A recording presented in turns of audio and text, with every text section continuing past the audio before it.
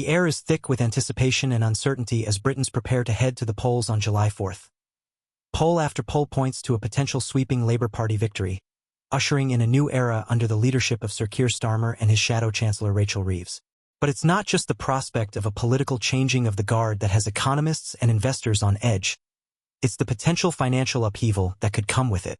History has a way of repeating itself, and many have their eyes trained on 1997 when Tony Blair's newly elected Labour government shocked markets by immediately stripping the Treasury of its control over interest rates, granting that power instead to the Bank of England. Over 2 decades later, some are positing that the incoming administration may have another central banking surprise up its sleeve. The issue at hand is a contentious one: how to deal with the mounting losses on the Bank of England's debt pile stemming from its quantitative easing program during the pandemic. Analysts at heavyweight firms like Barclays, Citigroup, and TS Lombard suggest Labour could seek to implement an accounting overhaul that would shield the government from having to foot the bill for those losses, estimated around £115 billion. One potential path forward, as outlined by the Barclays team led by Jack Meaning, would be to transfer government debt holdings from the bank's asset purchase facility onto the central bank's own balance sheet while also granting it rights to earn income from bond coupons. This maneuver could potentially save the Treasury a staggering £20 billion per year based on Barclays' calculations, funds that could help bankroll Labour's ambitious spending agenda. But such a move would not come without risks. There are justifiable concerns that tinkering with the financial arrangements underpinning the UK's cherished independent central bank could compromise its autonomy and credibility. The market's reaction could turn decidedly bearish if this reform is viewed as a power play that erodes the bank's independence. The losses haunting the asset purchase facility are the product of an innovative structure designed to keep interest rates low through quantitative easing during the long years of easy money that followed the 2008 financial crisis. The government indemnified the facility, backed by a loan from the bank at rock-bottom rates. As long as rates stayed low, the Treasury profited handsomely from the spread between the bond coupons and the loan's cheap interest. Then came the pandemic and the rapid acceleration of consumer prices that triggered the most aggressive rate hiking campaign in decades. Suddenly, the loan became exorbitantly expensive while the bond income hasn't kept pace. The losses mounted into the tens of billions, becoming not just an economic issue but a political lightning rod. On the campaign trail, Labour's Reeves has vacillated between cautious criticism and outright condemnation of the debt pile she is decried as a Tory bond black hole.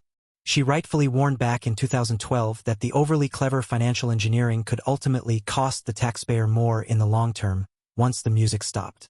Well, the music has stopped, the bill has arrived, and the taxpayer is staring down the barrel of an eye-watering sum.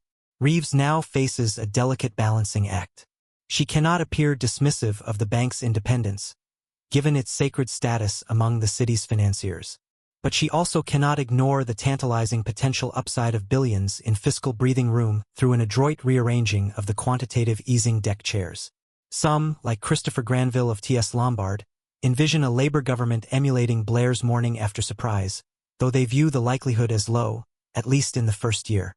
Others, such as Chris Mahone of Columbia Threadneedle, expect a middle ground will be sought that keeps the city relatively appeased. For investors and ordinary Britons alike, the stakes could not be higher as the nation prepares to render its verdict. A smooth transition that preserves the bank's autonomy while unlocking fiscal space for increased public spending could galvanize economic sentiment and boost markets. But a ham-fisted intervention that smacks of opportunistic meddling could spook the bond vigilantes and cast a lingering pall over UK assets. The battle lines are being drawn, and the clash between progressive ambition and sound monetary stewardship will likely be the defining economic debate of the next parliamentary term. As Britain stands at this fork in the road, all eyes are on the incoming Labour leadership to chart a path that responsibly balances competing priorities without sacrificing Harther credibility. In these volatile times, certainty is an increasingly scarce commodity. But one thing is clear: the revival of Britain's economic fortunes now rests squarely on the capable but relatively untested shoulders of Rachel Reeves. The world watches with bated breath as she inherits the grandest of challenges, steering the nation's finances through inclement economic seas towards calmer and more prosperous waters. History will be an unforgiving judge of her actions in the crucial years ahead.